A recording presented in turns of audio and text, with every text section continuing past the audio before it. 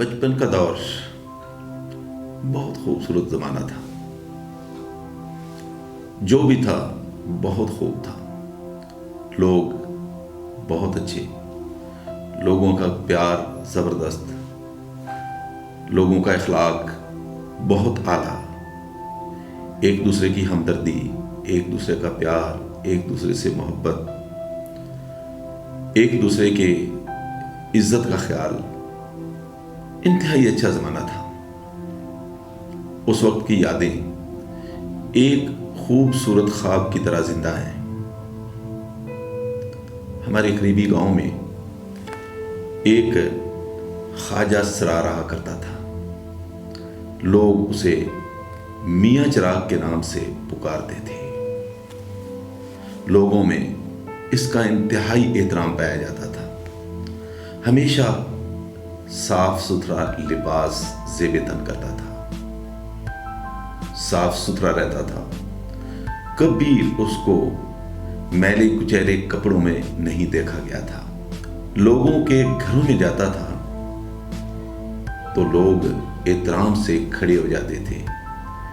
بیٹیاں اس کے سامنے سر جھکا دیتی تھی اور وہ انتہائی شفقت سے ان کے سر پر ہاتھ پھیر کر دعائیں دیتا تھا. اس نے کبھی بھی اپنے لیے مؤنث کا صیغہ استعمال نہیں کیا تھا. اس وقت بہت کم خواجہ سرا ہوا کرتے تھے اور جو ہوتے تھے وہ حقیقی ہوتے تھے. آج کل خواجہ سراؤں کا سیلاب آیا ہوا ہے. بہت سارے خواجہ سرا ایسے ہیں جو حقیقی خواجہ سرا نہیں ہیں بلکہ وہ نقلی خواجہ سرا ہے. کچھ لوگ شوقیہ خواجہ سرا بن چکے ہیں اور کچھ مجبور ہو کر خواجہ سرا کا روپ دھار چکے ہیں. کچھ لوگ مہنگائی اور بے روزگاری سے تنگ آ کر مجبور ہو کر خواجہ سرا بننے پر مجبور ہو گئے ہیں اور یہ ایک بڑی تکلیف دہ بات ہے.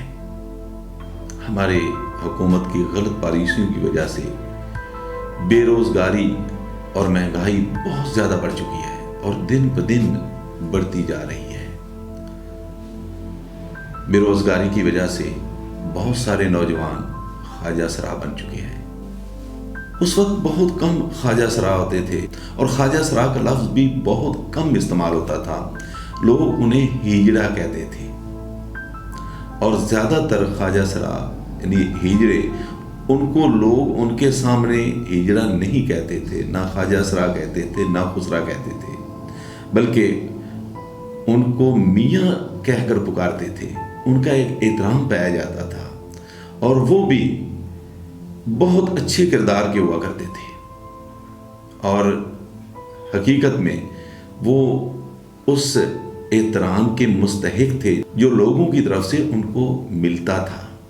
جب صرف حقیقی خواجہ سرا ہوا کرتے تھے تو وہ اپنے لیے مؤنث کا صیغہ استعمال نہیں کرتے تھے بلکہ وہ اپنے نام کے ساتھ میاں کا لفظ لگاتے تھے. لوگ بھی انہیں میاں کہہ کر پکارتے تھے اور میاں ایک احترام کی علامت تھی. لوگ ان سے دعائیں لیتے تھے اور ان کی دعاؤں کو معتبر گردانا جاتا تھا اور لوگوں کو یقین تھا کہ وہ فقیر لوگ ہیں اور ان کی دعائیں اللہ تعالیٰ کی بارگاہ میں قبول ہوتی ہیں. اب تقریباً تمام خواجہ سرا اپنے لیے مؤنث کا صیغہ استعمال کرتے ہیں. ان کا کردار اور پرانے وقتوں کے ان خواجہ سراؤں کا کردار اگر اس پہ ایک نظر ڈالیں تو زمین آسمان کا فرق لگتا ہے. آج کل کے خواجہ سرا اپنے کردار کی وجہ سے کسی طرح بھی اس طرح کا احترام یا عزت حاصل نہیں کر پاتے جو پرانے زمانے کے ہیجڑے لوگوں کی طرف سے حاصل کرتے تھے.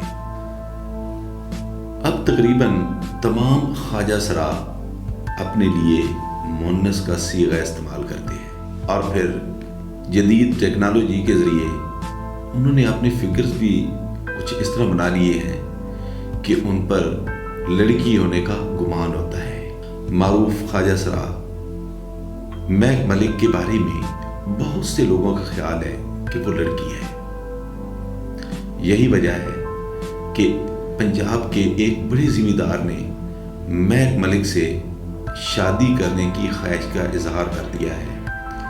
اور یہ بات مجھے اپنے ایک بہت ہی قریبی دوست نے بتائی ہے.